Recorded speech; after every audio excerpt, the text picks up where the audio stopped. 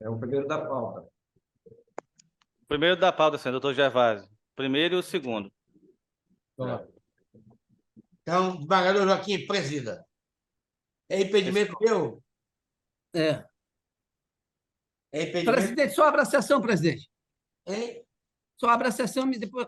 Havendo número legal, declaro aberta a sessão da primeira Câmara reunida, indagando dos eminentes pares e do ilustre representante do Ministério Público se há alguma alteração à ata da sessão. Não, presidente, e nem processo GG também, presidente. Não tem. Em tudo isso, nós temos a ata sendo aprovada. Agradeço, presidente. Com a palavra. Bom dia a todos, cumprimento Vossa Excelência. Bom retorno à nossa casa. Cumprimento o eminente desembargador Gervásio, eminente desembargador Samuel, senhores advogados, senhores secretários que nos assistem, é sempre um prazer tê-lo conosco, até pelo princípio da transparência, e a querida família judiciária, queridos servidores e servidoras. É o habeas, é o primeiro, habeas 081-00284, parceiro José Wellington Cavalcante Luna, impetrando o doutor José Eduardo Silva Maia, impetrar juiz de direito da segunda vara criminal da comarca de Açailândia, relator eminente desembargador Samuel Batista, procurador eminente doutor Joaquim Lobato, pelo conhecimento da negação da ordem, na sessão do dia 15, foi adiado por falta de energia, na sessão de 22, pedi vista após o voto divergente do eminente desembargador Gervásio, que era pela concessão da ordem, haja vista constrangimento ilegal. Cumprimento também a eminente procuradora, doutora Domingas Froza, sempre prazer tê-la aqui conosco. Eminentes pares, eminente procuradora, o advogado deste processo é o doutor... É o doutor Rian, excelência. Ele está nos autos também, é o professor de procuração. que eu não estou vendo aqui. Aqui, Doutor Rian. Estou vendo agora. Bom dia, doutor Rian. Bom dia, excelência. Eu pedi vista, eminência para, porque quem fez a sustentação na sessão pretérita não foi Vossa Excelência, foi o colega. Vossa Excelência apenas interveio a posteriori. Foi o Pedi doutor vista desse processo, eminência pares, eminente procuradora, ilustre advogado, em virtude do questionamento suscitado pelo eminente desembargador Gervásio, no tocante à inexistência de inquérito policial e de ação penal diante deste MPU que havia sido decretado em 20 de abril de 2020. Diante desse fato, nós constatamos que houve um pedido em 20 de maio daquele ano de um arquivamento provisório, o que ocorreu depois. A senhora Ayla comparece à Secretaria da Segunda Vara, informando de que ele havia descumprido aquelas medidas cautelares. Diante disso, há um pleito ministerial de prisão preventiva, em 24 e 23.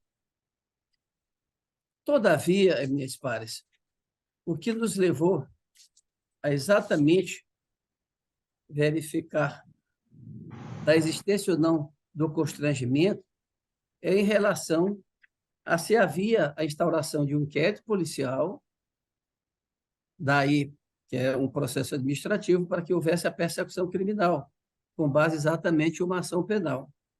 E este fato, eminente desembargador Gervásio, é que, como Vossa Excelência também constatou, não há nos autos.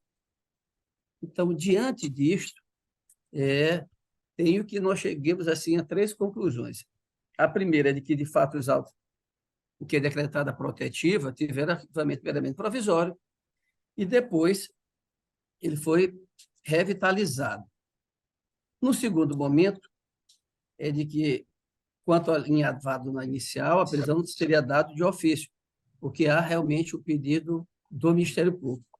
Mas, todavia, há uma questão que entendo intransponível, que Vossa Excelência levanta, que é com relação à ausência do inquérito policial e da ação penal, o que poderá ser instaurado a partir de agora. Mas, até esse momento, e aqui eu vou pedir, visto o voto é extenso, eu vou pedir venha para o eminente relator para acompanhar Vossa Excelência, porque eu entendo que, nesse caso, diante da ausência desses 2 instrumentos, não seria possível a continuidade da prisão preventiva. Portanto, aqui acompanha Vossa Excelência, mas podendo ser decretada a nova prisão preventiva com base exatamente ou na instauração ou da ação penal, se esta vier a ser deflagrada.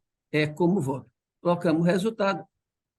Embargador, só antes de o senhor proclamar o resultado, só para registrar que o meu voto, eu talvez não tenha deixado isso claro quando me manifestei, eu estou concedendo a ordem, mas é de cautela, estabelecendo algumas cautelares no sentido de proteger, de restabelecendo mecanismos que possam proteger a vítima. Evidentemente que isso não significa dizer em absoluto que não haja necessidade de abertura do inquérito, da necessidade, eventualmente, até da propositura da ação penal, se efetivamente aqueles fatos restarem comprovados. Só para fim de registro, senhor. Quais seriam essas condições? Porque exatamente. Seria Isso que eu- a proibição de se de aproximar-se da vítima, né? E manter Porque, contato. desembargador Gervásio, se você não me permite, eu apenas estaria aqui a verificar o constrangimento, mantendo as demais condições impostas. Exatamente isso, é nesse sentido. É nesse sentido. Eu apenas especifiquei essas condições, só isso. Pronto. O senhor secretário, para que fique consignado, acompanhe Vossa Excelência e juntado do voto. Proclamo o resultado por maioria, vencido o eminente relator, e em desacordo com o parecer, haverá o acordo do eminente desembargador Gervásio. Devolvo a palavra ao eminente desembargador Baiman e vou me retirar momentaneamente para que seja julgado o processo que eu sou impedido, presidente.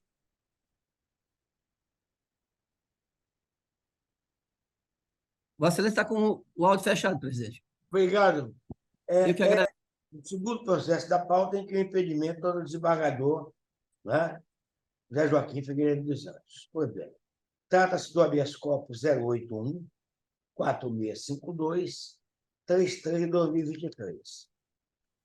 Paciente é Josafá Ribeiro de Oliveira. O impetente, Dione dos Santos Rodrigues. Está presente? Doutor Dione? Não está presente? Então, não tem sustentação oral. O impetrado é a primeira vara da comarca de Coroatá. Na relatoria, o eminente desembargador Samuel Batista de Souza e no Ministério Público, doutora Selene Coelho de Lacerda. Com a palavra, o eminente relator. Bom dia, desembargador Boima, desembargador Gervásio, mais uma vez, o nosso cumprimento. Trata-se de habeas corpus com pedido de liminar em favor do paciente Josafá Ribeiro Oliveira, suspeito do crime de homicídio, sob a alegação de que o mesmo está sendo constrangido ilegalmente em sua liberdade de locomoção pelo juízo de direito da primeira vara da comarca de Coroatá. Eu vou resumir aqui o relatório do desembargador Boima, desembargador Gervásio. Ele encontra-se preso em Coroatá e a manifestação do Ministério Público é pela denegação da ordem. Eu verifiquei, analisei com cuidado esse processo.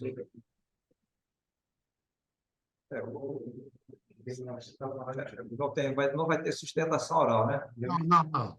Tudo bem. Então vamos lá ao Ministério Público.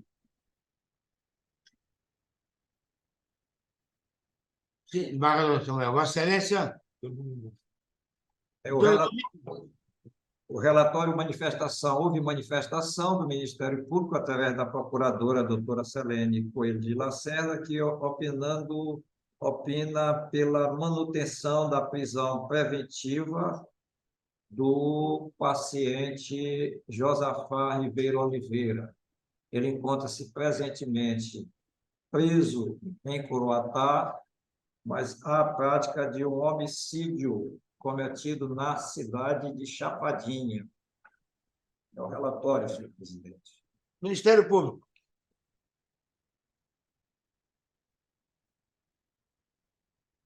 Doutor Domingas.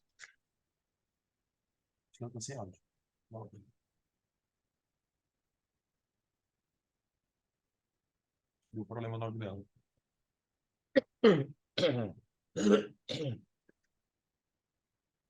Tá sem áudio lá. Tá.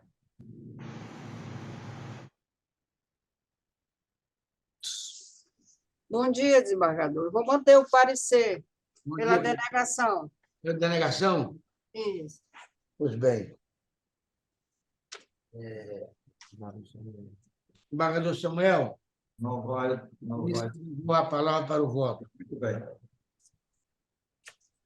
Verifica-se que o paciente foi denunciado como incurso no crime previsto no artigo 121, parágrafo 2º, inciso 4 do Código Penal, homicídio qualificado. Confusão dos autos, constata-se que o impetente não conseguiu demonstrar que o paciente esteja sofrendo qualquer tipo de constrangimento. Depende também que o paciente não está preso em face de ação penal em tramitação, tão somente no juízo de coroatar, mas em face da decisão de prisão preventiva na 2ª Vara da Comarca de Chapadinha, inexistindo, portanto, o constrangimento ilegal. Assim, em consonância com o parecer ministerial, conheço e, no mérito, denego a ordem de habeas corpus impetrada em favor de Josafá Ribeiro Oliveira. Como voto, senhor presidente? Desembargador Gervásio, Eu estou acompanhando as inteiras do desembargador Samuel Batista. eu também. Ministério Público, de acordo com o parecer do Ministério Público, De acordo. unanimemente denegada a ordem. Eu peço licença aos senhores, aos pares, à procuradora, para me retirar da sessão, desejando a todos uma excelente manhã de trabalho. Um Felicidades. abraço, meu amigo Gervásio. Abração, obrigado, querido. Vai deixar, sem dúvida, uma lacuna impreenchível. Não? Obrigado. Abraço, felicidades. Abraço grande. Tchau, tchau.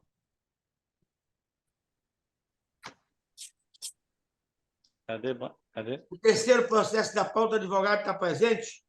Tá, sim, senhor. São os dois apelantes têm advogado. Relação criminal 080 09 51 26 2022. Primeiro apelante é Francisco das Chagas Silva de Araújo. Seu advogado, doutor Jô Eridan Bezerra Melos Fernandes. Presente? Presente, excelência. Ok. Por favor, nome completo e OAB para ficar gravado. Jô Eridan Bezerra Melo Fernandes, OAB Piauí 11827. Obrigado. Segundo apelante, João Batista da Silva Neto. Seu advogado, doutor Najib Souza Costa e Josué Neves Rocha. Qual dos dois? Najib Souza Costa, excelência, presente. Bom dia. OAB, nome completo. Najib Souza Costa, OAB Piauí 18266. Exatamente. O apelado ao Ministério Público, a relatoria nossa, na revisão, o eminente desembargador Zé Joaquim Figueiredo dos Anjos. Na Procuradoria, doutora Selene Coelho de Lacerda.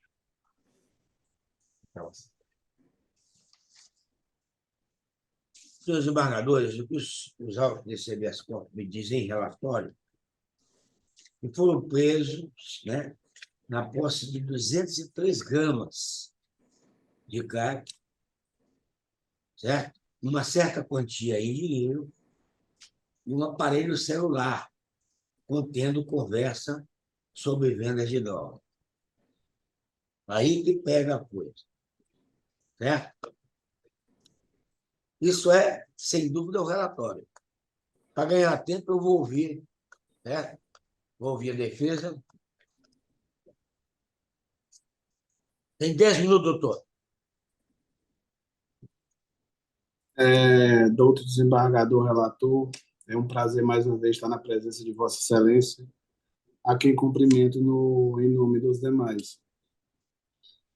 Excelência, um pouco diferente do relatado, a substância entorpecente apreendida tratava-se apenas de 2 ou 3 sacolinhas, dolinhas, como eles chamam, inferiores a 1 grama. Não houve essa apreensão de droga nessa situação. O que que ocorre? O apelante foi condenado tanto por tráfico quanto associação para o tráfico. Ocorre, Excelência, que o apelante aqui em questão não era nem sequer investigado ou parte do processo. Houve a prisão em flagrante, através de cumprimento de mandato, de busca com relação ao primeiro apelante. E, tempos depois, através da apreensão do celular deste, tinha uma única mensagem, um áudio de 2 segundos, perguntando se o mesmo teria chá, como eles dizem, e o mesmo respondeu que não, é a única conversa que existe.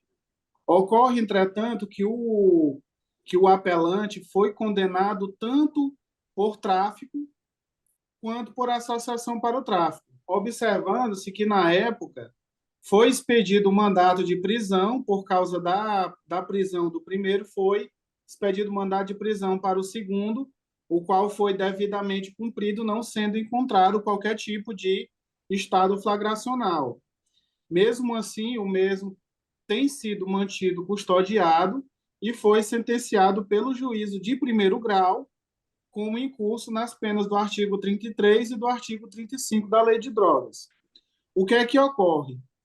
Para a defesa, vem basicamente se interpor com relação à situação da associação para o tráfico, entendendo que jamais caberia a condenação, já que não houve a comprovação da estabilidade e permanência, ou da associação dos dois para o cometimento do delito. Um simples áudio de 2, 3 segundos não é suficiente, até mesmo porque não houve investigação prévia com relação ao sentenciado. Naquela época, tão somente foi preso um dos réus, um dos apelantes, e depois, por causa dessa dita conversa, teria sido preso o segundo, não havendo qualquer tipo de comprovação nem em inquérito policial e nem em instrução processual que indicasse que os mesmos teriam associado para o cometimento do delito de tráfico de drogas.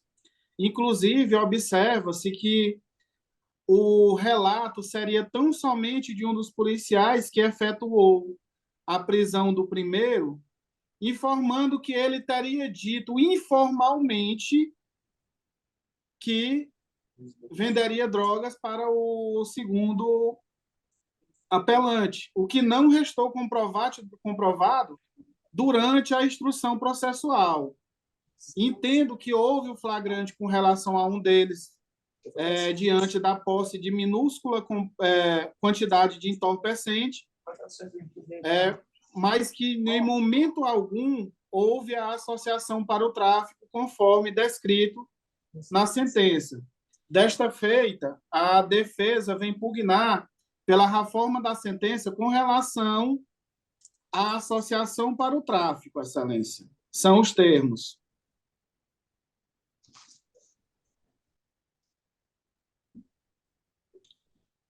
O áudio de Vossa Excelência está desligado. Próximo advogado, defensor. Perfeito, Excelência. Obrigado pela concessão da palavra. Vossa Excelência consegue me ouvir perfeitamente? Com certeza. Perfeito, obrigado, doutor. Excelentíssimos senhores julgadores desta Corte do Tribunal de Justiça do Maranhão, nobre representante do Ministério Público, os demais colegas advogados presentes na sessão, a todos os que nos acompanham, especialmente ou de forma virtual, os meus singelos cumprimentos. Excelência, acompanhando o doutor Joel Eridan, de salutar a importância esclarecer a questão posta no relatório. Dada máxima vênia, a quantidade de entorpecente apreendida e existe a fotografia do auto de apreensão do inquérito policial lançado nas razões de apelação do apelante João Batista.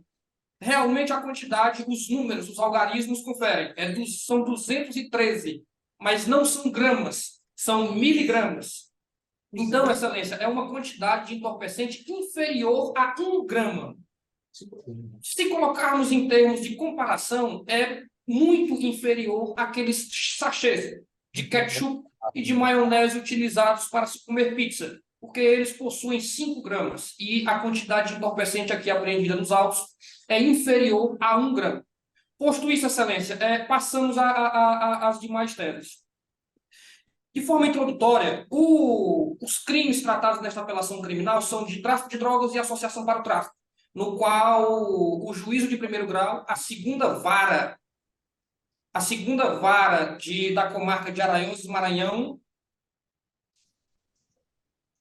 desembargador Baim, o doutor conversa comigo? Posso continuar?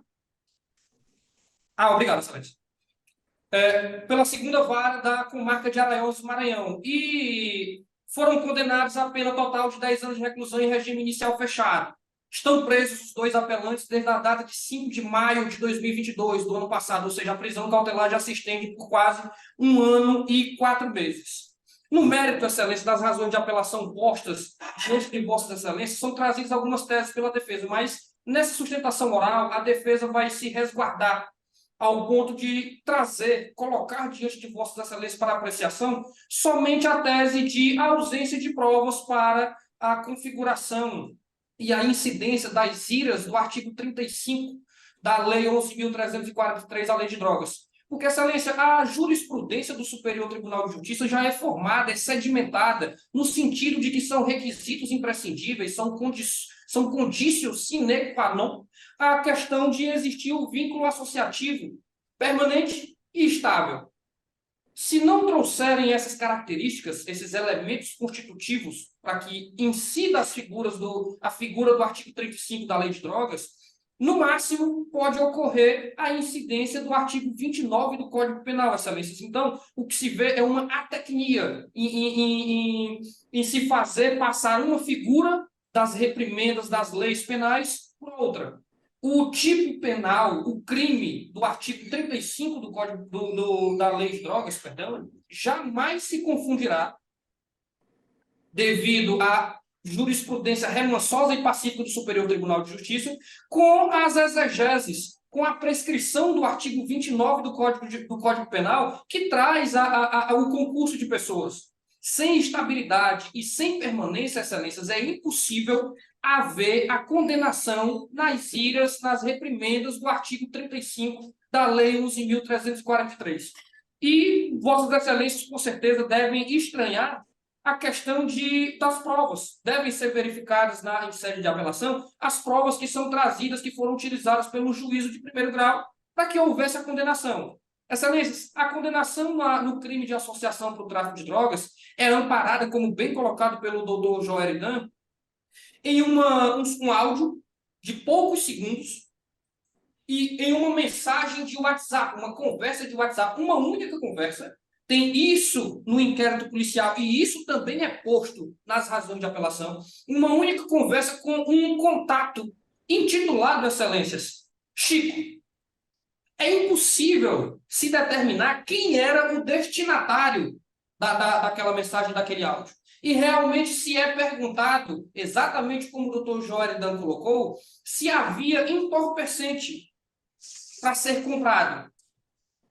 Entretanto, tal única prova isolada dos autos não é elemento hábil a se comprovar os elementos constitutivos do tipo, a se preencher os requisitos da prescrição do artigo 35 da Lei 11.343, a Lei de Drogas. Porque, para que se incida tal figura criminal, Excelências, é imprescindível que a Polícia Investigativa e o Ministério Público tragam aos autos não só a prova de que houve um acerto entre as partes, um concurso de pessoas temporário, mas deve-se ser comprovada de que houve um vínculo estável e permanente, que se protraiu no tempo.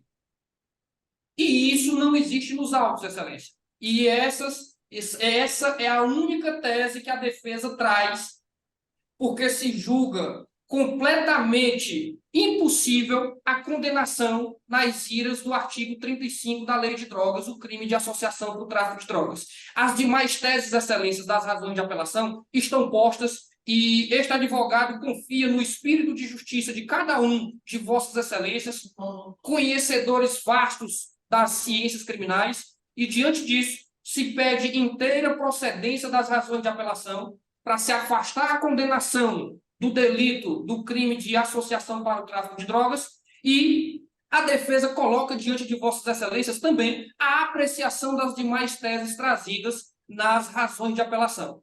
É esta a sustentação oral da defesa, e encerro sempre colocando a honra que é a possibilidade de poder realizar a sustentação oral diante desta Corte Máxima Estadual do Tribunal de Justiça do Estado do Maranhão.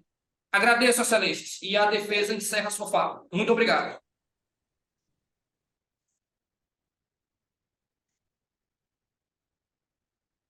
Doutora Domingas, pelo Ministério Público. Parecer pelo conhecimento e provimento. Eu vou manter o parecer, desembargador.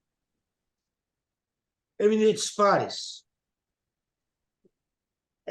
a sustentação do advogado, aliás, todos nós sabemos que a advocacia é arte, direito é ciência e magistratura é sacerdócio. Ele cumpriu a parte dele, né? Mas aqui não foi à toa que o juiz fez essa condenação. Apesar de ínfima a quantidade da prova, entendeu? Há inúmeros rumores, até de testemunhas, que tiveram fornecimento por eles. São integrantes do PCC. Né? Além do mais, o que mais pesa ali é o telefone apreendido, que mostra de forma clara, evidente e indiscutível o relacionamento que faz Liane e a prática rotineira do tráfico de drogas. É isso que não me permite, em consideração nenhuma, tocar nessa apelação, salvo o melhor juízo dos meus eminentes pares, mas eu penso que aqui é intocável até a dosimetria. Né? É o meu entendimento pela denegação da ordem, pelo improvimento da ordem. Agradeço, presidente. Presidente, Eu agradeço, presidente. Cumprimento os senhores advogados, senhora procuradora, os eminentes pares. Eu aqui constato 2 fatos relacionados aos acriminados Francisco das Chagas e o João Batista. O primeiro, inclusive, já era monitorado e conhecido da polícia, eminente presidente. Então, portanto, quanto mais na prática delitosa e de tráfico. tudo nos autos. O segundo, constata-se aqui, e aqui foi levantada uma premissa, de que a voz talvez não fosse a dele. Ora, bastaria fazer uma perícia para verificar. E vejamos, não há necessidade de que tenham os ora apelantes tido inúmeras conversas, todas elas grampeadas. Não, basta que tenha uma. A quantidade ínfima, vejamos as circunstâncias. Por isso que o STF hoje suspende aquele julgamento e, ao chegar a uma decisão a posteriori, verifica-se o quantitativo. Veja, as circunstâncias do parágrafo único ela é importantíssima para que tenhamos ou não aqui a pouca ou muita quantidade. Se já vendida, inclusive estava trouxinha, tem balança, ou seja, todos os instrumentos e apetrechos que a 11.343 assim define. Então, portanto, eu estou acompanhando as inteiras o eminente relator. Como voto, presidente. Samuel, Acompanhando também, desembargador Weimar. com parecer ministerial, julgado improcedente o recurso de apelação. Peraí. Presidente Joaquim, vamos ver se tem mais alguma preferência de Vossa Excelência aqui. Eu não tenho, presidente. Nosso secretário, aí. Eu acho que é o quarto que tem o... Doutor Peterson está na casa, excelência. No quarto. Quem é o relator? Excelências, obrigado pela oportunidade. Bom dia e bom trabalho. Pois não. Bom dia, doutor.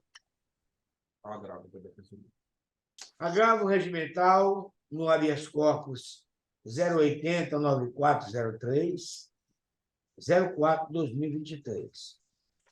Agravante à Defensoria Pública do Estado do Maranhão. Impetrantes: Ricardo Luiz de Almeida Teixeira, Maria Janete Forte Silva e Clarice Viana Almeida. Não precisava nada disso. A Defensoria, por si só, ela é uma e indivisível. Não é? Perfeito, excelência. A decisão agravada é o indeferimento in limine da ação ID 257-33152, página 1 e 6. A relatoria é nossa e na Procuradoria por Excelente Coelho da Silva. Antes de iniciar aqui, eu quero saudar merecidamente a Defensoria Pública. Obrigado, excelência. Papel relevante que desenvolve, entendeu? Da assistência jurídica aos mais necessitados. Essa que é a verdade. O pedido da Defensoria aqui é um pedido heróico, entendeu? Mas eu se digo de logo da impossibilidade de eu acolher esse pedido, por conta de falta de competência de autoridade coatora, né? Que já fiz demonstrar isso na liminar. E o agravo volta justamente para esse sentido. Por quê? Porque esse habeas corpus ele se volta, entendeu? Heroicamente, viu, doutor Pérez? Heroicamente, por um órgão que eu tenho maior respeito, certo? Que é a Defensoria Pública. Ele visa duas autoridades coatoras: juiz de direito, né? Que não tem nenhuma função aqui, por conta de que seu dever foi esgotado no momento em que concedeu a decisão e expediu o seu alvará. O que se discute é o cumprimento desse alvará, que não é competência mais do juiz, já é competência da subsecretaria, né? Justamente penitenciária. A segunda autoridade apontada como coatora é o secretário de administração. Também não, que esse órgão encarregado ao fornecimento, ao andamento do cumprimento dos alvarás, né? É justamente aqui a Secretaria Adjunta, entendeu? Também carente de fórum nessa instância. Daí porque eu não tenho outra alternativa senão, né, e prover o agravo para que mantido fique, né? Agora, a minha recomendação aqui nos autos, devido à bravura da Defensoria Pública, já que ninguém fez isso, é que se reúna administrativamente, se cobre da corregedoria, entendeu? E uma reunião conjunta com essas autoridades para ver um meio mais fácil, mais rápido, mais célere de serem cumpridos isso, e evitando, assim, que os presos fiquem lá aguardando, né? Se vai para o menor, para o maior, né? Entendeu? Esse aqui é a verdade. Daí porque, doutor, com todas as veias, né, eu lhe peço desculpa, mas faço essa sugestão. Agora eu quero ouvir os meus queridos pares. Desembargador Joaquim. Presidente, Eu poderia... vamos ouvir o doutor Peterson? Isso, pode. Eu já expliquei a ele, pensei que ele não se manifestou. Fique à vontade, doutor Peterson. Muito obrigado pela oportunidade, desembargador Baima, desembargador Zé Joaquim, desembargador doutor Samuel, doutora Domingas, demais presentes. Vou tentar esclarecer um pouco, né, a situação, porque, diferentemente do que entendeu o nobre relator, existe, do ponto de vista da Defensoria, uma ilegalidade flagrante, que é justamente o fato da pessoa ser devolvida do judiciário para a administração penitenciária, para a administração da segurança pública, para uma averiguação. A prisão por averiguação deixou de existir em 1988. como todos nós sabemos. Então, no momento em que o Poder Judiciário, encerrada a audiência de custódia, emite um alvará de soltura, mas permite, ao devolver o preso para a administração, que ele fique preso para uma simples averiguação, que já poderia ter sido feita, ou melhor, que deveria ter sido feita antes da audiência, que se pode fazer depois, com os instrumentos tecnológicos que temos hoje, podemos fazer antes também. É possível que se faça antes da audiência de custódia, ou até o limiar da audiência de custódia. Então, existe aí, vejam, o juiz da audiência de custódia já emitiu o alvará. Aquele preso já está solto em relação àquele processo específico pelo qual foi preso em flagrante. Ainda não é. Pelo qual foi preso em A flagrante. senhora tem que baixar esse aplicativo. Mas quando ele devolve o preso para a administração penitenciária,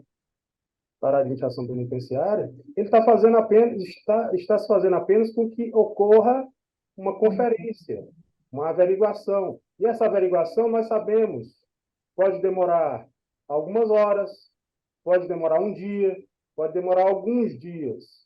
E aí a petição inicial já trata do trabalho dos defensores de Timon e do Núcleo de Direitos Humanos, né? Verificando realmente e identificando, apontando vários casos em que isso aconteceu, em que se extrapolou muito o tempo para o cumprimento do alvará. Então, a Defensoria entende, com todas as venhas, que quando o juiz devolve, ele se torna autoridade coatora.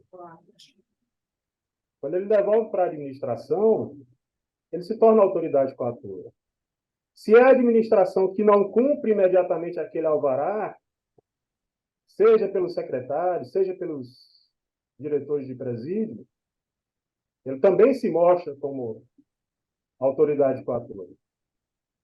De modo que nós entendemos que, de fato, esta douta Câmara é competente, sim, para o julgamento deste habeas corpus. Porque não se trata, senhores desembargadores, de uma simples questão administrativa. Ainda que o fosse, seria uma questão administrativa que impacta diretamente na vida de pessoas, na liberdade das pessoas. E esta douta Câmara Criminal tem se demonstrado preocupada em garantir os direitos. Sou testemunha disso. Garantir os direitos de quem quer que seja, dentro dos limites da lei e da Constituição da República. Então, com todas as venhas ao desembargador Byron, por quem tenho grande admiração, e a quem mais discorde, venho requerer, a Defensoria Pública vem requerer que o habeas corpus seja conhecido, que esta douta Câmara pegue esta causa para si, leve adiante, convoque esta reunião, faça audiência pública, se necessário for, mas que se resolva com brevidade essa situação.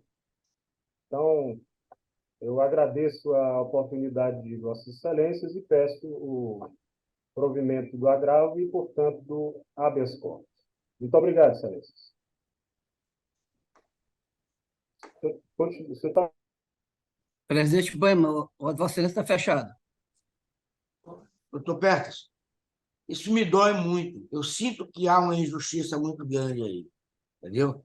Eu até diria que se fosse tentado um habeas corpus junto à Secretaria Adjunta, entendeu? No juiz singular, pelo menos, esse sim, talvez tivesse a competência para obrigar. Mas o tribunal não, porque foi impetrado contra os juízes em geral, né? E impetrado contra o secretário de administração. Entendeu? o habeas corpus não se voltou a nenhum que tenha foro aqui. O único que tem foro na justiça é o juiz singular, né? Para atuar, porque se trata... Porque a jurisdição acaba do juiz com a sentença. E com muita cautela ainda com a expedição, a determinação de expedição do alvará. O governo, lamentavelmente, está pisando na bola, está maltratando, entendeu? E é por isso que esse ato é heróico de Vossa Excelência, entendeu?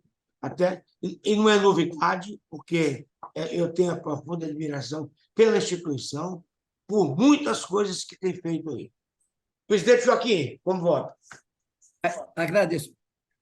Presidente Baiman, eu gostaria de trazer aqui para uma discussão com Vossa Excelência, o eminente desembargador Samuel, a eminente procuradora, que aqui nós, por exemplo, pudéssemos relativizar e dar aqui provimento parcial diante do... Há uma notícia que é um juiz que determinou a soltura, que o juiz acompanhasse o presidente. Quando a determinasse, porque, veja, a resolução 4701, o que ela diz? Que terá que ser preso, o preso deverá ser solto em até 24 horas.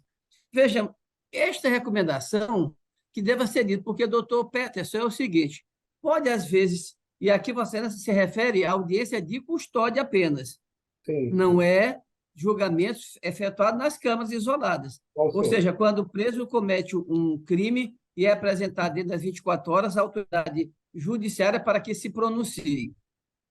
Disto, Vossa Excelência diz que decorreram mais de 48 horas, foi isso? Isso. É como consta na inicial, Excelência. Então, presidente Baiman, eu penso que, como tem o juiz aí como autoridade coatora também, de que ele que determina a soltura na audiência de custódia... o habeas corpus em nenhum momento, né, colocou a autoridade ao juiz. Só do secretário de Segurança e todos os juízes, todos do Estado, todos. Isso, correto. Pois é. Isso. Agora, o habeas corpus é que veio... porque, no caso aí, deveria ser pedido ao juiz a exigência lá do cumprimento daquele alvará que foi determinado. Por isso que o doutor Peterson, inclusive, sugeriu que haja uma audiência, que haja o que for, se fazer alguma coisa. O que eu não posso é reconhecer aqui, entendeu? Um habeas corpus que não tem autoridade coatora, não tem ato. Se é de todos os juízes, então, não tem como ser concedido nem parcialmente, porque fica indeterminado. O que deveria ter sido feito? Que, veja, em caso de descumprimento de decisão, nós temos um instrumento chamado reclamação, que poderia... Todos os juízes. Para aquele juiz que fizera. Mas, a título de recomendação, presidente, eu vou acompanhar Vossa Excelência, que seja aqui oficiada a corregedoria, para que... Por um meio, qualquer que seja, mais importante, o que queira fazer. Nesse sentido, junto ao juiz da vara de execução. Vossa Excelência fala em recomendação, não é isso? Exatamente. Ao corregedor. Acompanhe Vossa Excelência nesse sentido. Ao corregedor para a iniciativa, mas a todas as outras autoridades também, para que se aliem a isso. Pois é, ele baixa um provimento, e onde, nessa recomendação, ele vai exatamente tratar essa matéria, inclusive chamando o secretário da SEAP para que tome conhecimento a respeito do descumprimento de uma resolução, que é a 471. E, doutor Peterson, eu quero agradecer Vossa Excelência ter vindo aqui com uma questão dessa. Eu que agradeço, Excelência. É sempre um prazer. Acompanhando o voto de Vossa Excelência. Unanimidade, não conheceram da ordem, mas foi dada a recomendação, entendeu? De que a corregedoria reúna meios, né, com todas as outras autoridades para justamente acabar com essa demora no cumprimento. Para que dê cumprimento, presidente, à resolução 471 do CNJ. Pode ser. Obrigado, Excelências. Com sua licença, me retiro. Então, bom dia. Bom dia. Bom dia agora, presidente. Quem é o quinto? Desembargador Samuel, né? Desembargador Samuel. Pois não. Apelação criminal 0000310 56/2022. 2020. Primeiro apelante é Luciano Oliveira da Silva. Segundo apelante é Natan Araújo do Nascimento. Terceiro apelante, Lucas Talman Marcial Barbosa. Apelado ao Ministério Público, não tem sustentação oral. Né? Na revisão. Excelência. Oral, Com licença. Tem? Tem, senhor. Qual deles presente? Doutor Emanuel Miranda. Doutor Emanuel, por favor, nome completo e OAB. Emanuel da Silva Miranda Filho, OAB 23931. Ok. Na revisão, estamos nós e na Procuradoria, doutora Maria de Fátima Tavares. Com a palavra, o eminente relator, desembargador Samuel. Obrigado, desembargador Weimar. Trata-se de apelação criminal interposta por Luciano Oliveira da Silva, Natan Araújo do Nascimento e Lucas Tauan Maciel Barbosa, que antes veio pela Defensoria Pública Estadual, e a apelação é contra a sentença proferida pelo juízo da primeira vara da comarca de Coelho Neto, que condenou Luciano e Natan, cada um a pena definitiva de 10 anos, 4 meses e 13 dias de reclusão, regime inicial fechado, além do pagamento de uma multa 360 dias, em relação da prática do crime previsto no artigo 157, parágrafo 2º, inciso 2, e parágrafo 2º-A, inciso 1, combinado com o artigo 71, ambos do Código Penal, ou circunstanciado com concurso de pessoas, com emprego de arma de fogo, em continuidade delitiva em relação às vítimas Anderson Lucas da Costa Carvalho e Liane Costa Cosmo. Lucas Tauan foi condenado a pena definitiva de 8 anos, 10 meses e 20 dias de reclusão em regime inicial fechado, em razão da prática do crime previsto no artigo 157, parágrafo 2º, inciso 2, e parágrafo 2º-A, inciso 1. Nas razões recursais, apenas o réu Luciano Oliveira requereu a sua absolvição, referente ao crime praticado contra as vítimas Estefânia Viana dos Santos e Anderson Lucas da Costa Carvalho.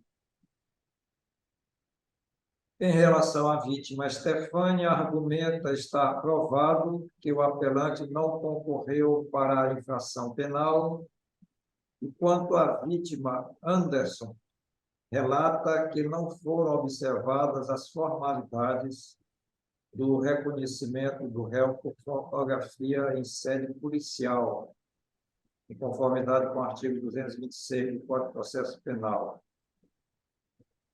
Os apelantes, então, pedem e requerem o redimensionamento da pena, reduzindo a pena base para o mínimo legal, com a aplicação de apenas uma causa de aumento na terceira fase da dosimetria, prevalecendo a que mais aumente, além do direito de recorrer em liberdade.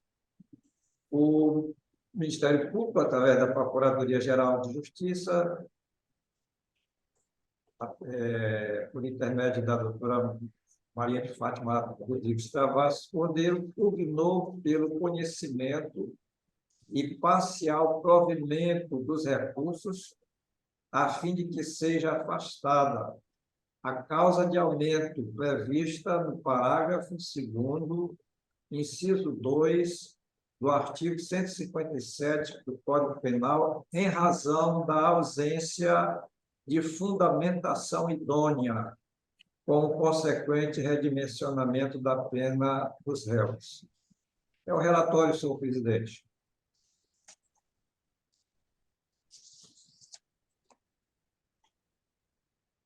Está desligado o áudio. 10 minutos, doutor. Bom dia, excelências, eminentes desembargadores, doutora procuradora de Justiça. Consignar inicialmente o prazer de estar presente a esta sessão e de já peço autorização às vossas excelências para que eu possa fazer a sustentação oral de maneira sentada. Trata-se de apelação interposta por Luciano da Silva, Natan Araújo e Lucas Tauan contra a sentença proferida pelo juízo da primeira vara criminal da comarca de Coelho Neto, conforme já relatado. Esta defesa patrocina a causa em nome de Luciano Oliveira da Silva, a quem lhe foi atribuída a conduta de, nos dias 23 e 28 de julho de 2020, na cidade de Coelho Neto, mediante grave ameaça e com emprego de arma de fogo, ter o ora requerente subtraído pertence das vítimas Liliane Costa, Cosmo, Anderson Lucas da Silva e Stefane Viana dos Santos, assim correndo de acordo com a inicial acusatória nos tipos penais previstos nos artigos 157, parágrafo 2º, inciso 2, roubo em concurso de pessoas, e o parágrafo 2A do mesmo artigo praticado com emprego de arma de fogo, e artigo 288, parágrafo 1º, ambos do Código Penal, associação criminosa, a qual registre o apelante foi absolvido. O juízo de base condenou Luciano nos crimes previstos conforme inicial, absolvendo, como dito, da associação criminal. No tocante à dosimetria da pena, em primeira fase, considerou apenas uma circunstância judicial negativa, a saber, consequências do crime, por não terem todas as vítimas recuperado seus pertences.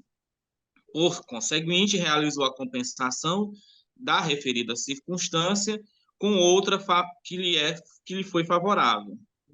Desta forma, adentrou-se à segunda fase, no mínimo legal, de 4 anos, ao que manteve no mesmo patamar, em segunda fase, ante a impossibilidade, como a gente sabe, da súmula 231 do STJ, não pôde reconhecer, assim, a atenuante da confissão.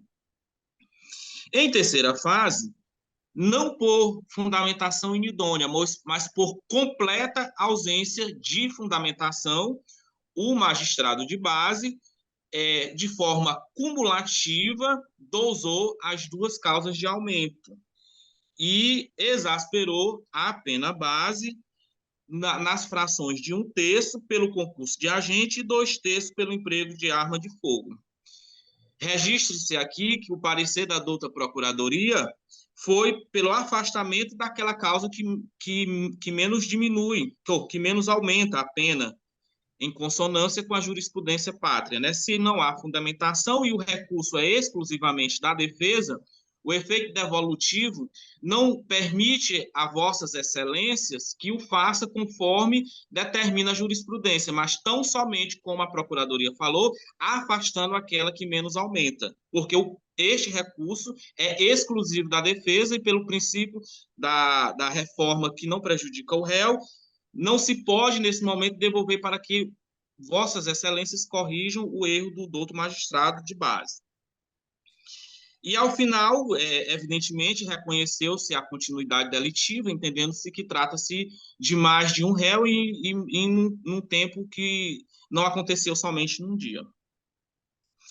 As razões foram apresentadas. O apelante requer a absolvição, como falou, confessou a prática delitiva em relação à vítima Leiliane, mas insurge contra a condenação em relação à vítima Anderson, pelo fato da punição ser carente de elementos probatórios diversos, vez que, arrimado apenas no depoimento exclusivo da vítima e por não ter havido reconhecimento fotográfico nos moldes do artigo 226 e seus incisos do Código de Processo Penal. No que pertine à dosimetria da pena, a defesa técnica requereu, como já dito, a valoração negativa em primeira fase das consequências do crime, porque é própria do tipo penal as vítimas não reaverem os seus pertences. Mas uma vez que a pena foi dosada no mínimo legal, isso também não tem muita influência no final do quanto de pena. É de registrar o parecer ministerial, que concorda com a defesa e, na oportunidade, colacionou entendimentos do STJ e do Supremo Tribunal, que faculta ao magistrado a aplicação simultânea de mais de uma causa de aumento, desde que assim o faça de forma fundamentada, que não ocorreu no vertente caso. Assim, trata-se de recurso exclusivamente da defesa, como falado.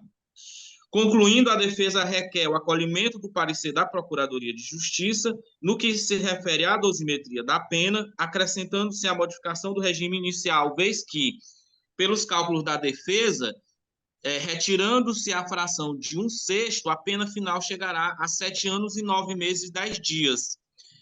Tendo a pena sido realizada no mínimo legal, na esteira da jurisprudência do STJ, ela deve se ajustar ao artigo 33, parágrafo 2º, a linha B, ou seja, que ela vai ser de acordo com a pena aplicada. Ainda mais porque, se diminuirmos os 7 anos e 9 meses, o réu já está preso há 3 anos, até a presente data. Então, ele vai ficar em torno de 4 anos e 8 meses. 4 anos e 8 meses. Então, o regime dele será o semiaberto.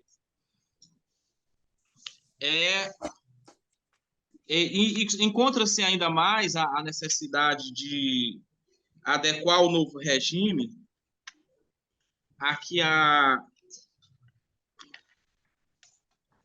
Excelências, assim, lembrei aqui a súmula, é a 440 do STJ, que já foi julgado, inclusive, pelo plenário do Supremo Tribunal Federal, no HC 111.840 do Espírito Santo, que declarou inconstitucional a obrigatoriedade, inclusive, do regime inicial fechado para crimes equiparados a hediondos. E conforme a súmula 440 do STJ, requer também o redimensionamento do regime inicial. É como se manifesta a defesa.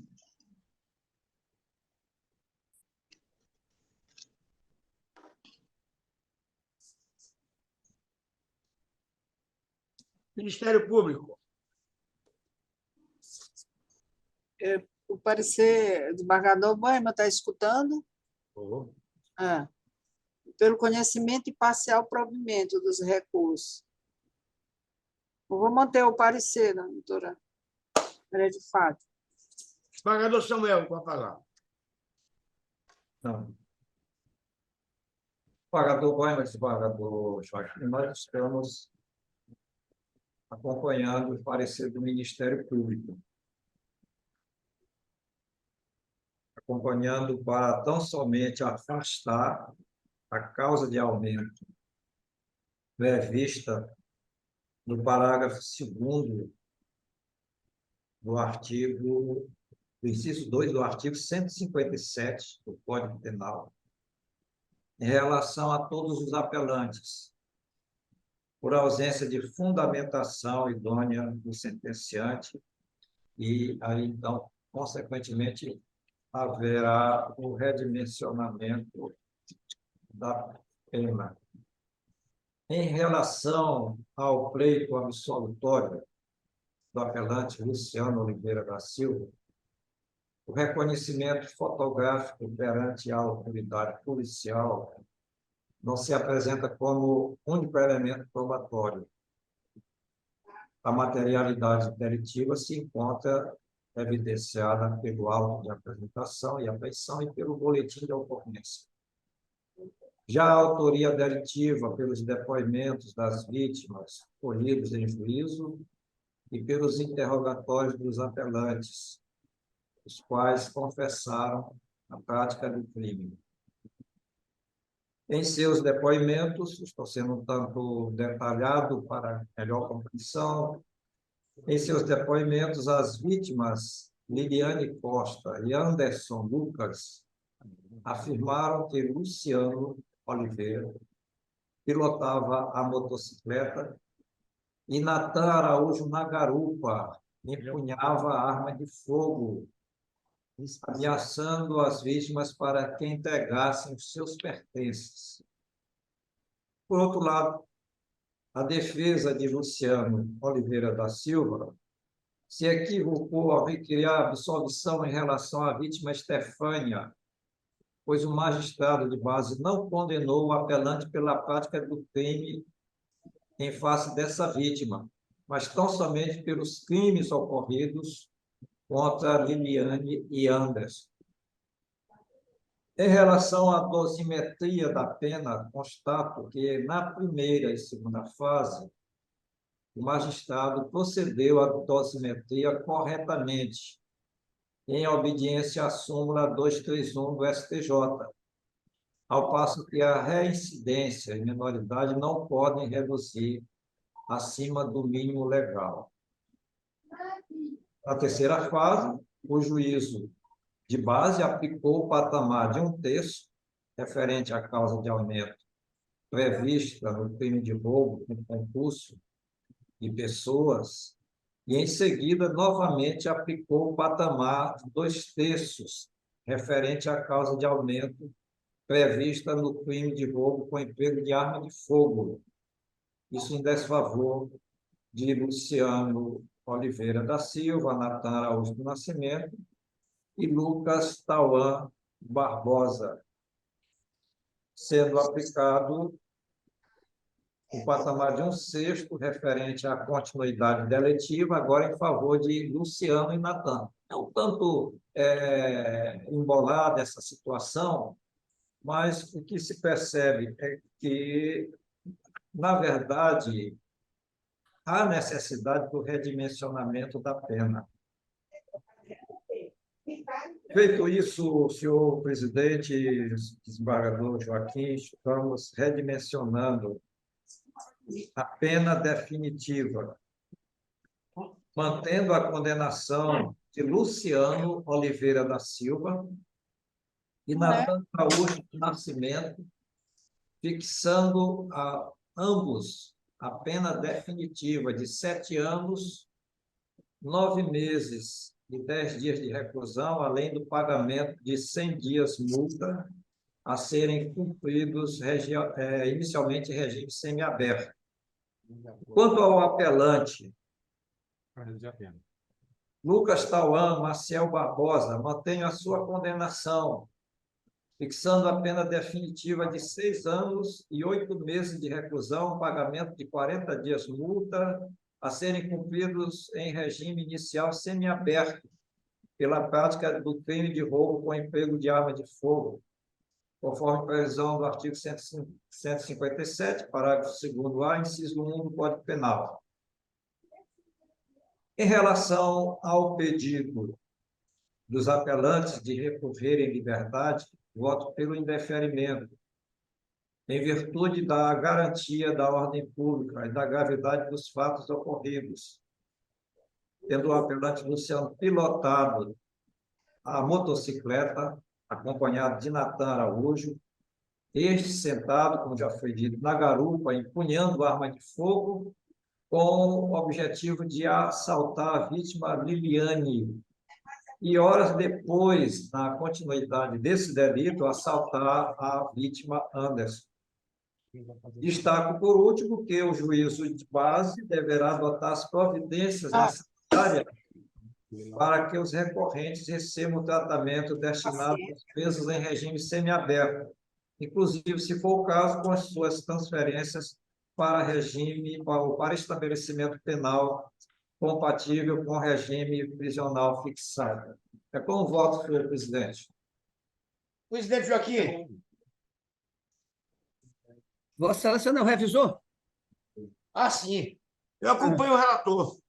Tá bem. Presidente, aqui eu não tenho a menor dúvida. Inclusive, com relação ao Luciano, a senhora Raquel Alves disse que o seu genro chegou em casa exatamente com um revólver e ele, né, ministro desembargador Samuel? Então, portanto, foram autores desses delitos. Acompanho integralmente Vossa Excelência, presidente. Sem a menor dúvida. Gostei do voto do relator com as devidas observações. Concessão em parte, né, João? Movimento em parte, né, Em devagar? parte. Sim, sim, sim. Exatamente. Acompanhando o Provimento em parte, para redimensionar a pena de um e manter exatamente a substituição integral dos demais. Exatamente. E o regime inicial semiaberto, né, excelências? Semiaberto. Obrigado. Sim. O sexto, explicação oral, Tem sim, senhor. Ela está aqui na sala. Vou dizer aqui da sala, a sustentação. tá? Doutora. Peço bem para me sair aqui da sala, viu, doutores? Alô? Pois não. Você também, doutor Manuel, quer do sexto? Um minutinho aqui. Ah, não. Tá Meu Deus, como é que eu saio aqui? ajeitando ali já. Ai, Ali. meu pai do céu. Trata-se do habeas corpus 081-4244-42-2023. O paciente aqui é José Ribamar Santos de Abreu Júnior. A impetrante é a doutora Olívia Castro Santos. Por favor, doutora Olívia, está me ouvindo? Estou sim, excelência, bom dia. Nome completo e OAB para ficar gravado. Olívia Castro Santos, OAB Maranhão, número 8909. O impetrado é o juiz da Vara Única da Comarca de de São Pedro, da Água Branca. Relatoria nossa e na Procuradoria doutora Selene Lacerda. Eminentes pares, o paciente José Diego Santos Abreu Júnior é um daqueles que, juntamente com 7 comparsas, explodiram uma agência do Bradesco, né? De lá retirando R$250 mil. A polícia encontrou com este paciente, na sua residência, um revólver, uma pistola, balas cravas, rádios de comunicação, 20 munições com calibre correspondente às armas, 21 cartões de crédito, um talão e uma máquina de cartão Cielo. É um artista. Pois é. Esse aqui, sem dúvida, é o relatório, porque ele pede o quê? Alega que há ausência de fundamentação da preventiva e excesso de prazo para oferecimento da denúncia. Já foi sanado, a denúncia já foi oferecida. Além do mais, o que acontece? Está bem fundamentado na ordem pública aqui, claro. É inalienável aí.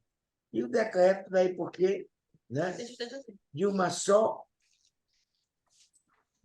já ofertada desde o dia 17/8/23. A denúncia. Esse é o relatório. Doutora. Bom dia. Colém da turma.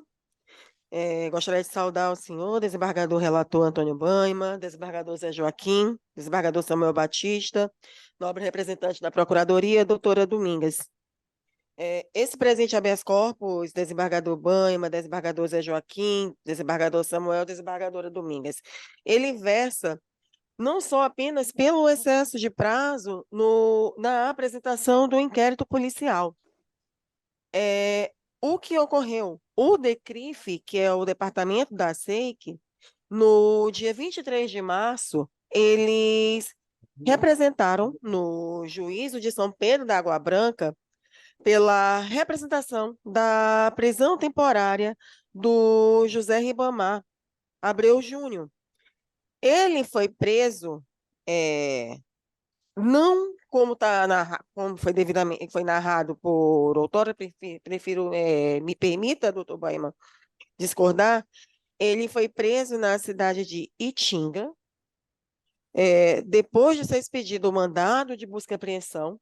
E quando foi feito a busca, eu vou até entrar um pouco no mérito, isso está dentro do meu próprio relatório do meu habeas corpus e no relatório que consta no processo de base, ele foi preso em Itinga no dia 23 de abril, sendo que esse suposto fato que estão atribuindo ao meu cliente ocorreu no dia 23 de março, ele foi preso 23 de abril, que é quase um mês depois, temporariamente. O delegado do DECRIF, à época, foi intimado pelo próprio magistrado de base da comarca de São Pedro da Água Branca para apresentar um inquérito policial à época. O que o delegado do DECRIF não fez, e nem se justificou a ausência dessa manifestação, e não apresentou. Quando estava se exaurindo o prazo da prisão temporária, o delegado do DECRIF não requereu dilação de prazo para a apresentação desse referido inquérito policial, que é o que consta no processo de requisição de prisão preventiva de número 0800 390 34.2023, também de São Pedro da Água Branca, no qual o delegado, apenas nesse pedido aqui, ele representou pela prisão preventiva do José de Ribamar. Ele não se manifestou aqui informando se precisava ou não de dilação de prazo. Ao retornar, e o doutor magistrado São Pedro da Água Branca, junto com o representante do parquê de base, eles analisaram, converteram a prisão em preventiva e voltaram informando no processo que é de prisão de prisão temporária, que é o 089-00264, dígito 81.2023, no qual informaram que foi convertido em preventiva. O que o magistrado fez? Novamente, foram 3 tentativas de despacho que um magistrado fez para intimar o delegado do DECRIF para apresentar o inquérito policial. Aos dias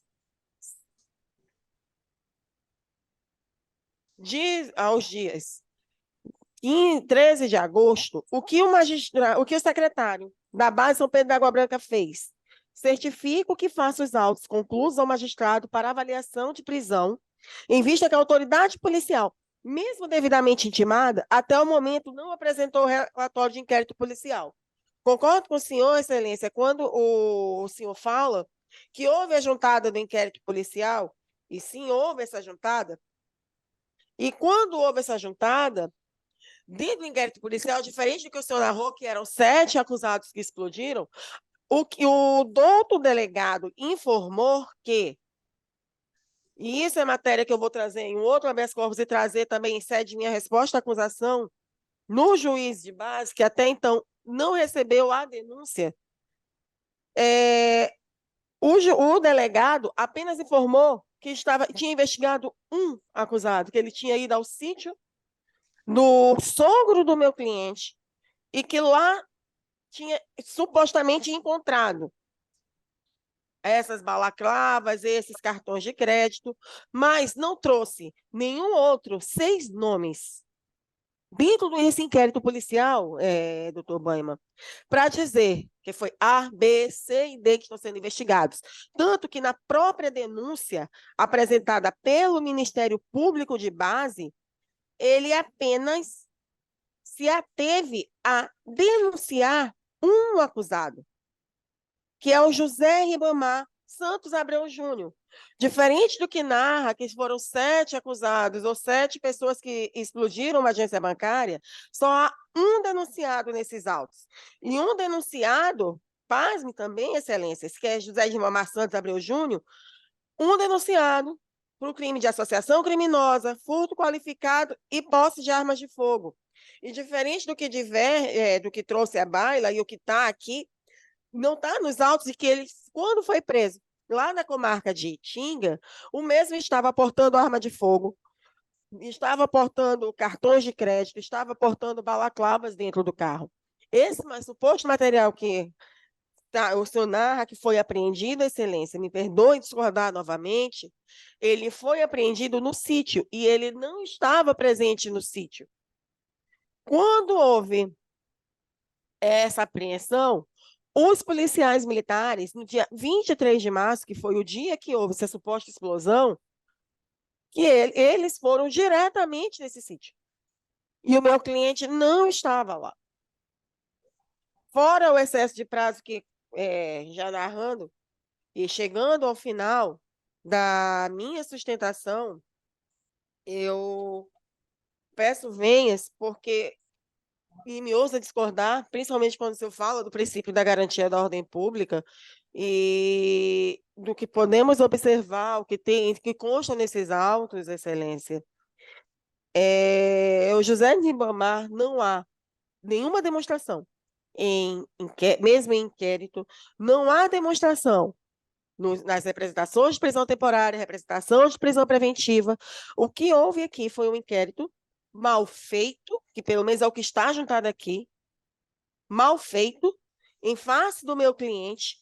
Há, sim, um constrangimento ilegal do meu cliente, até mesmo na questão da formação da culpa, da questão da materialidade, indício de autoria, a materialidade delitiva. Por isso, Excelência, essa defesa ela vem pedir, e que entende necessário, e se necessário for, a substituição da prisão cautelar do meu cliente por medidas cautelares diversas e específicas no caso concreto.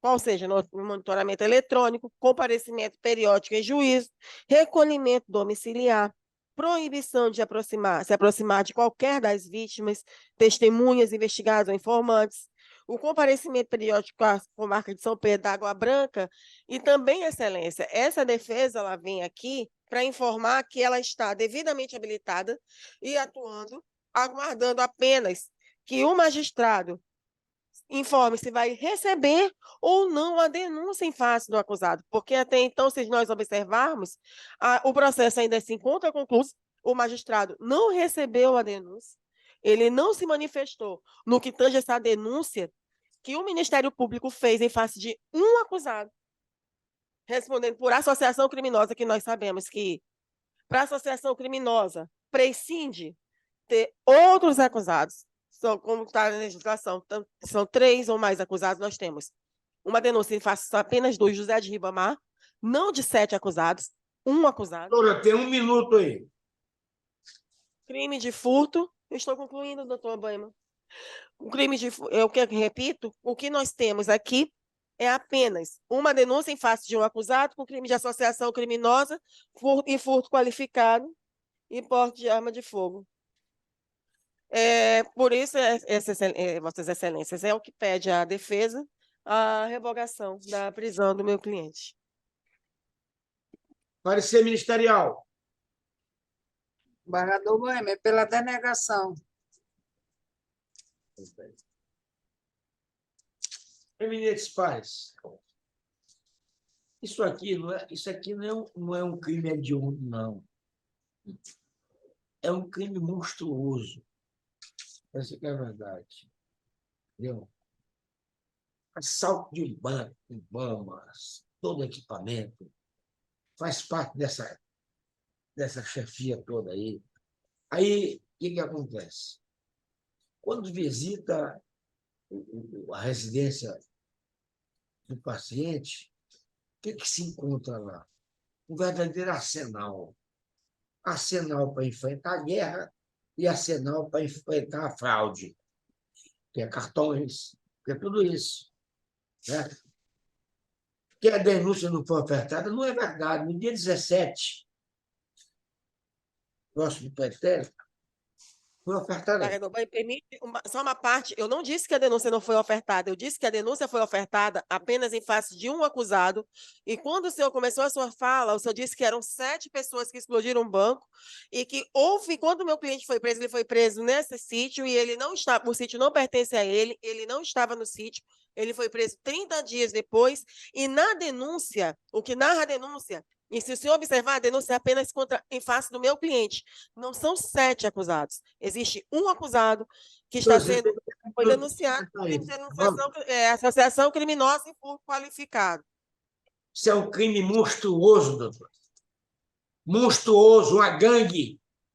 Entendeu? Tem que dar um freio nisso. Essa aqui é a verdade. Ele é um dos 7. Essa aqui é a verdade. E todas as investigações nos levam a crer de que ele participou ativamente. Essa que é a verdade. Ou que seja, talvez, até um dos chefes maiores. É por esses argumentos que dispensa tudo aqui que eu já estou denegando a ordem. Desembargador Joaquim.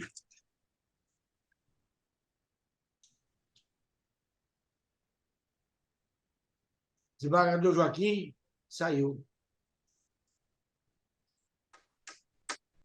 Excelência, desembargador Banha, mas o desembargador Joaquim, ele está com um problema. Eu estou aqui falando com ele pelo celular, ele falou que acompanha o senhor pela denegação. Pronto. Desembargador Samuel. Desembargador acompanhando o voto de Vossa Excelência, sem nenhuma dúvida. Ele está na casa dele. O sétimo processo da pauta, entendeu? Olha, o sétimo agora. 081 5031. Isso aqui é cíclico porque é técnico prejudicado. Né? Ele está em liberdade. 081 5031. É isso. O paciente é Francisco das Chagas Pereira da Silva. O impetente da Defensoria Pública não está presente. O impetrado é o juiz da comarca de São Domingos do Maranhão. A relatoria é nossa e na Procuradoria Selene Coelho de Lacerda. Eu estou, entendeu? Denegando, julgando prejudicada a ordem, porque liberdade o réu. Desembargador Joaquim está sem, mas vale o voto dele onde ele estiver. Ele está escutando, Excelência, ele vai julgar prejudicado também, ele falou aqui para mim. Ministério Público? Pela prejudicialidade, desembargador. Presidente Joaquim. Ele falou que acompanha. Pronto. Acompanhando também. Acompanhando. Nada mais a ver a tratar que nos dê saúde, vida longa e restabeleça o som ao desembargador Zé Joaquim. Isso foi uma perseguição.